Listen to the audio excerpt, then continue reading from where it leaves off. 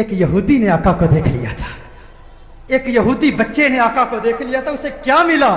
ایک یہودی غیر مسلم بچہ ایک مرتبہ اس نے مدینۃ المنورہ میں کونین کے والی صلی اللہ علیہ وسلم کے حسین چہرے کو دیکھ لیا، آقا کے حسن کو دیکھ لیا، چہرہ والضحیٰ کو دیکھ لیا، آقا کی زلفوں کا اسیر ہو گیا، آقا کے پیار کو، آقا کے عشق کو، چہرہ والضحیٰ کو، چہرہ یار کو آئینہ دل میں یوں اتار لیا، دل کے آئینے میں یوں اتار لیا کہ آقا کی عشق میں، آقا کی محبت میں ہر وقت روتا رہتا، گریہ زاری کرتا، آقا کو یاد کرتا. ماں باپ کا اکلوتا بیٹا تھا، ایک ہی بیٹا تھا، یہودی تھے ماں باپ اس کے، خود بھی یہودی تھا. ایک مرتبہ آقا کے حسن کو دیکھ لیا، اس کا سودا ہو گیا، بازار مصطفیٰ میں آقا کا دیوانہ ہو گیا، آقا کا عاشق ہو گیا. ماں باپ کو بتایا نہیں، ماں باپ کو اطلاع نہیں دی کہ میں حضور کا عاشق ہو گیا ہوں، حضور سے محبت کرتا ہوں. چپ کے گھر سے چھپ کر کسی بہانے، کبھی بکریاں چرانے کے بہانے مدینۃ المنورہ میں آقا کے حسن کو تلاش کیا کرتا، کبھی مسجد نبوی شریف کے دروازے سے چپ کے آقا کا حسین چہرہ دیکھ لیا کرتا تھا، آقا کے حسن کو دیکھتا، آقا کی عظمتوں کے ترانے الاپتا. ایک وقت گزر گیا، ایک مدت بیت گئی، آقا کا دیدار نہیں ہوا. تمنائے دیدار مصطفیٰ صلی اللہ علیہ وسلم میں بیمار ہو گیا، بیمار عشق مصطفیٰ ہو گیا. اس قدر بیمار ہوا کہ بستر علالت کو اپنا بچھونا بنا لیا، وہ بستر پر آ گیا. ماں باپ پریشان ہیں، حیران ہیں، اسے کیا ہوا، اچانک اسے کیا ہو گیا. بے شمار فزیشنز کو بلایا، اپنے وقت کے معالج حکیموں کو بلایا، اطباء کو بلایا، لیکن کسی کو پتہ نہ چلا اس کا مرض کیا ہے، اس کا مرض کیا ہے. کوئی ظاہری سمپٹمز نظر نہیں آ رہے، زخم نظر نہیں آ رہا، گویا زبان ہاتھ سے کہہ رہا ہے یہ زخم طیبہ ہے، یہ سب کو نہیں ملتا، کوشش نہ کرے کوئی اس زخم کو سینے کی. ماں باپ پریشان، رشتہ دار پریشان، عزیز و اقارب پریشان. اسے کیا ہو گیا، اچانک کیسے بیمار ہو گیا. بیماری شدت پکڑ گئی، اس قدر بیمار ہوا، ایسا بیمار ہوا کہ وہ شام بھی آ گئی جو اس کی زندگی کی آخری شام تھی. اب آواز اس کی بہت کمزور ہو چکی تھی، بہت پست ہو چکی تھی. چاہتا تھا کسی طرح مدینے والے کا دیدار کر لوں. یہودی ہے، ابھی تک ایمان نہیں لایا، آقا کا دیدار کرنا چاہتا ہے.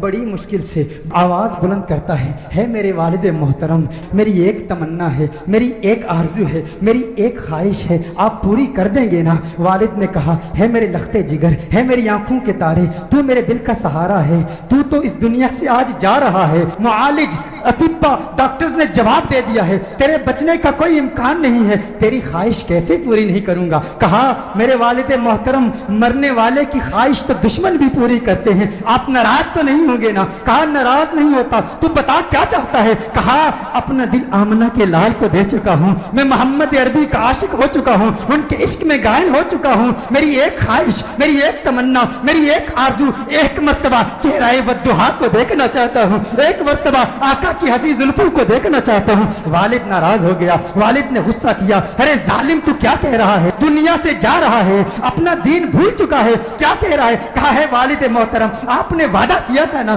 آپ نے کہا تھا میری آخری خواہش پوری کریں گے. والد نے کہا میں نے وعدہ کیا تھا، تو میرا اکلوتا بیٹا ہے، تیری خواہش پوری کروں گا. آقا کی بارگاہ میں پیغام پہنچایا گیا، رسول اللہ صلی اللہ علیہ وسلم کی بارگاہ میں پیغام پہنچایا گیا. ایک یہودی ہے پر ہے آپ کا دیوانہ، آپ کا عاشق ہے. میرے آقا رحمت للعالمین ہیں، وہ ساری کائنات کے لیے رحمت ہیں، فقط مسلمانوں کے لیے رحمت نہیں، وہ ہر مذہب سے تعلق رکھنے والوں کے لیے رحمت ہیں، فقط انسانوں کے لیے رحمت نہیں، وہ تو نباتات کے لیے رحمت ہیں، وہ تو جمادات کے لیے رحمت ہیں، وہ تو شجرات کے لیے رحمت ہیں، وہ تو جنات و ملائکہ اور ساری کائنات کے لیے رحمت ہیں. میرے آقا کا انداز دل برانہ دیکھیے. میرے آقا نے صحابہ سے فرمایا صحابہ اٹھو، ایک یہودی ہے پر مجھ سے پیار کرتا ہے، دنیا سے جا رہا ہے، آؤ اس کے پاس چلتے ہیں. میرے آقا یہودی بچے کے گھر میں چلے جاتے ہیں. وہ یہودی بچہ آقا کا انتظار کرتے کرتے اب اس کی آنکھیں بند ہو چکی تھی. والد اس کے قریب کھڑا تھا. والد نے کہا ہے میرے لختے جگر، ہے میرے بیٹے، آنکھیں کھول، آنکھیں کھول، آنکھیں کھول، دیکھ تیرا پیار آ گیا ہے، دیکھ تیرا محبوب آ گیا ہے.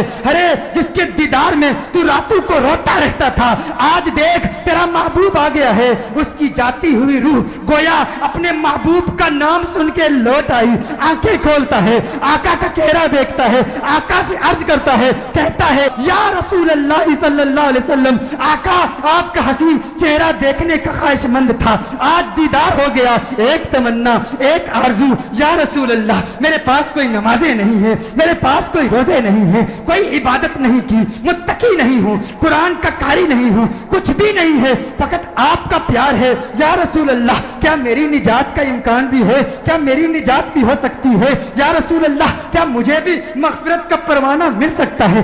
آقا نے ارشاد فرمایا ہاں کلمہ توحید پڑھ، میں تیری نجات کی ضمانت دیتا ہوں۔ وہ آقا کے قدموں میں گر جاتا ہے، آقا کے قدموں میں گر کے کہتا ہے منزل قبر سے لے کر دخول جنت تک آپ کی ضمانت پر کلمہ پڑھتا ہوں، کلمہ توحید پڑھتا ہے، جان اللہ کے سپرد کر دیتا ہے۔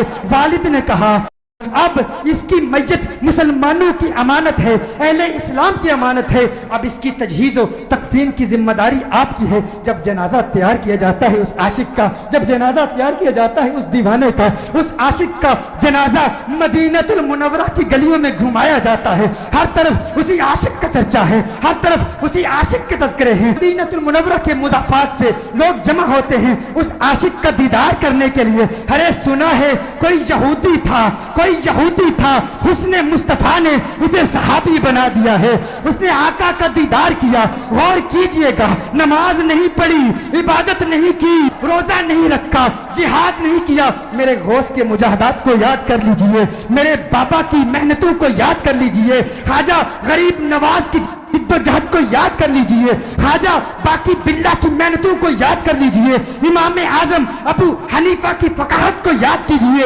امام احمد بن حنبل کی جد و جہد کو یاد کیجئے، امام شافعی کی فقاہت کو یاد کیجئے، اماموں کی فقاہت، ہمت، جد و جہد، مجاہدوں، ریاستوں کو یاد کیجئے۔ وہ سب اس یہودی کا مقابلہ نہیں کر سکتے جو پہلے یہودی تھا اب صحابی ہو گیا ہے، ایمان کی حالت میں آقا کا دیدار کیا۔ یہ غوث اعظم سے بھی بڑا ہے، یہ خواجہ غریب نواز سے بھی بڑا ہے۔ سب دیکھنے کے لیے آئے ہیں، دیدار کریں اس صحابی کا جس نے فقط ایک مرتبہ آقا کو دیکھا اور ایسے بلند و بالا عرفہ و اعلیٰ مقام پر فائز ہو گیا۔ اچانک اس کے چہرے پر سے کفن اٹھایا جاتا ہے، صحابہ یہ منظر دیکھ کر حیران ہو جاتے ہیں کہ اس کے چہرے سے نور کی کرن نکلتی ہے، آسمان کی طرف پھیل جاتی ہے، سارے حیران ہیں۔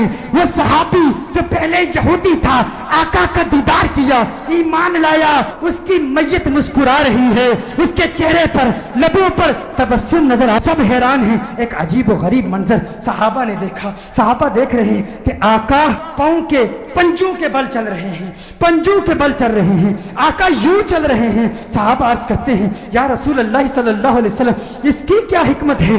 آقا نے ارشاد فرمایا عالم بالا کے فرشتے میرے اس عاشق کو دیکھنے کے لیے اس تعداد میں آئے ہیں، اس کثرت سے آئے ہیں، زمین پر پاؤں رکھنے کی جگہ نہیں ہے، پنجوں کے بل چل رہا ہوں۔ میرے آقا صلی اللہ علیہ وسلم اس عاشق کو جنت البقیع میں لے جاتے ہیں، خود اپنے ہاتھوں سے اسے دفناتے ہیں۔ صحابہ منظر دیکھتے ہیں، حیران ہیں، آقا بہت دیر لگا دیتے ہیں۔ آقا جب اس کی قبر سے باہر آتے ہیں تو آقا کے ماتھے پر پسینہ ہے۔ صحابہ عرض کرتے ہیں یا رسول اللہ صلی اللہ علیہ وسلم آقا کیا ہوا، اتنا وقت کیوں لگا؟ آقا نے فرمایا جب یہ اس دنیا سے گیا تھا مجھ سے وعدہ لیا تھا، میں نے وعدہ کیا تھا، میں نے کہا تھا قبر کی منزل سے لے کر دخول جنت تک میں تیری مغفرت کی ضمانت دیتا ہوں۔ کہا یہ بات سن کر جنت کی حوریں اتنی خوش ہوئی ہیں، اتنی تعداد سے آئی ہیں، جب اسے قبر میں رکھا گیا تو بے تحاشا اس کی طرف بھاگی ہوئی گئی ہیں اور اس کے چہرے کی بلائیں لے رہی ہیں۔ آقا نے ارشاد فرمایا اس لیے دیر ہو گئی اور میرا پسینہ اس کے چہرے پر گرا ہے، میرا پسینہ اس کے چہرے پر گرا ہے، اب قیامت تک اس کا چہرہ مہکتا رہے گا۔ ارے سلام پیش کرتے ہیں اس دیوانے کی بارگاہ میں جس نے آقا کو دیکھا اور اسے یہ مقام ملا۔ گویا آج بھی وہ قبر میں کہہ رہا ہوگا یہ ناز یہ انداز ہمارے نہیں ہوتے، جولی میں اگر ٹکڑے تمہارے نہیں ہوتے، بے دام ہی بک جائیے بازار نبی میں، اس شان کے سودے میں خسارے نہیں ہوتے، ملتی نہ اگر بھیک حضور آپ کے در سے اس ٹھاٹ سے منگتوں کے گزارے نہیں ہوتے، اس ٹھاٹ سے منگتوں کے گزارے نہیں ہوتے۔